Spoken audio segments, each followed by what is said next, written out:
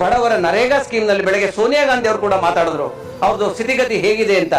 ದಿನಕ್ಕೆ 250, 300 ರೂಪಾಯಿ ತಗೊಳ್ಳುವಂತ ಡೈಲಿ ವೇಜಸ್ಗಳಿಗೆ ಒಬ್ಬ ಸಾಮಾನ್ಯ ಜನಕ್ಕೆ ಇವತ್ತೊಂದು ದಿವಸ ಅವ್ರಿಗೆ ದುಡ್ಡು ಕೊಡ್ಬೇಕಾದ್ರೆ ವೇಜಸ್ ಇಲ್ಲ ಅಂತಾರೆ, ನೋ ಫಂಡ್ಸ್ ಅಂತಾರೆ, ಡಿಲೇ ಫಂಡ್ಸ್ ಅಂತಾರೆ. ನಿರಂತರವಾಗಿ ಅನುದಾನ ಕಟ್ತಾ ಮಾಡ್ತಾ ಇದ್ದಾರೆ. ಒಂದ್ ಕಡೆ ಇವ್ರಿಗೆಲ್ಲ ದುಡ್ಡನ್ನ ರೈಟ್ ಆಫ್ ಮಾಡ್ತಾರೆ, ಒಂದ್ ಕಡೆ ಬಡವರಿಗೆ ಕೊಡಬೇಕಾದಂತ ಸಣ್ಣ ಅಮೌಂಟ್ ಅಲ್ಲಿ 250, 300 ರೂಪಾಯಿನಲ್ಲಿ ಇದನ್ನ ನೀವು ಕಟ್ ಮಾಡ್ತೀರಾ. ಇದು ಶೋಷಣೆ ಒಳಗಾಗದಂತದಲ್ವಾ ಸರ್?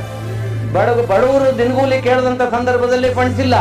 ಇದೇ ರೈತರು ಬೆಳಗ್ಗೆ ನಮ್ಮ ಕಡಾಡಿ ಅವ್ರು ಮಾತಾಡಿದ್ರು, MSP ನ ಕೊಟ್ಟಿಲ್ಲ ರಾಜ್ಯ ಸರ್ಕಾರ ಇವ್ರಿಗೆ ಅಂತ ಅಂದ್ಬಿಟ್ಟು. ರಾಜ್ಯ ಸರ್ಕಾರ ಅಲ್ಲ ಕಡಾಡಿ ಅವರೇ, ಕೇಂದ್ರ ಸರ್ಕಾರ ಇವತ್ತು ಪ್ರಹ್ಲಾದ್ ಜೋಶಿ ಅವರಲ್ಲಿ ಕೂತಿದ್ದಾರೆ. ಇವತ್ತು ದಿವಸ ಕಬ್ಗೆ ನಾನು ಮೊನ್ನೆ ಮಾತಾಡಿದೆ, ಯಾರು ಕೊಡ್ಬೇಕಾಗಿರೋದು ಕಬ್ಗೆ? ರೇಟ್ ಫಿಕ್ಸ್ ಮಾಡೋರು ಯಾರು?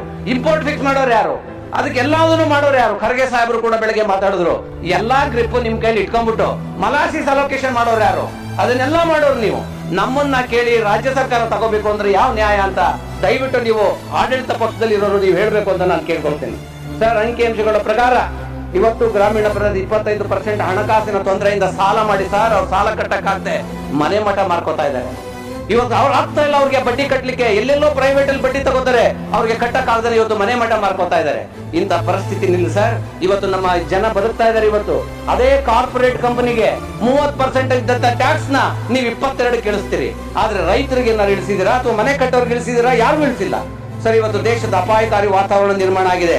ಯಾರು ಈ ಸರ್ಕಾರದ ವಿರುದ್ಧ ಧ್ವನಿ ಎತ್ತರೋ ಅವ್ರ ವಿರುದ್ಧ IT, ED, CBI ಮುಂತಾದ ಸಂಸ್ಥೆಗಳನ್ನ ಬಿಟ್ಟು ದಾಳಿ ಮಾಡಿಸ್ತೀರಾ, ಅವ್ರನ್ನ ಬಾಯಿ ಮುಟ್ಟಿಸ್ತೀರಾ ಸರ್. ಇದು ಅಧಿಕಾರ ಅಲ್ಲ ಸರ್, ಅಧಿಕಾರ ದುರುಪಯೋಗ.